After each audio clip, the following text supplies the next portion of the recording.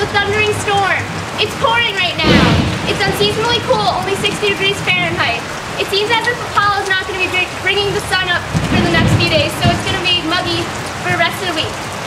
Back to you, Lily and Kenny.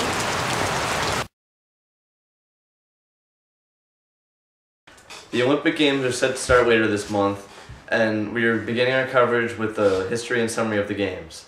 The Olympics began in early 700s BC and are held every 4 years in Olympia in honor of the god Zeus.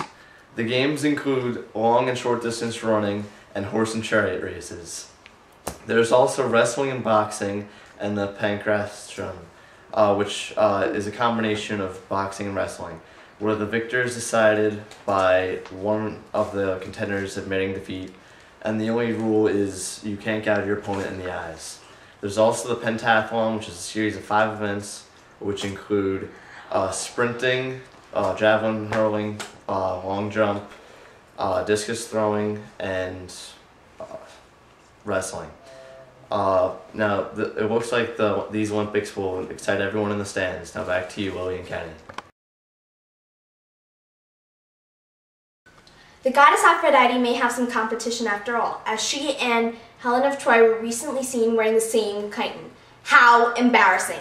The chiton is encrusted with 2 pearl brooches and a beautifully braided rope belt. Was it a coincidence? It seems to correlated that the goddess of beauty and the recently named most beautiful women of Greece were decked in the same fashion.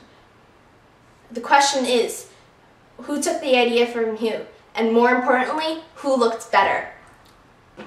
Aphrodite definitely stole Helen's idea, but Helen just looked amazing that day.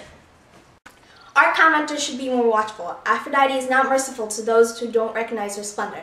The others weren't so quick to challenge the vengeful goddess.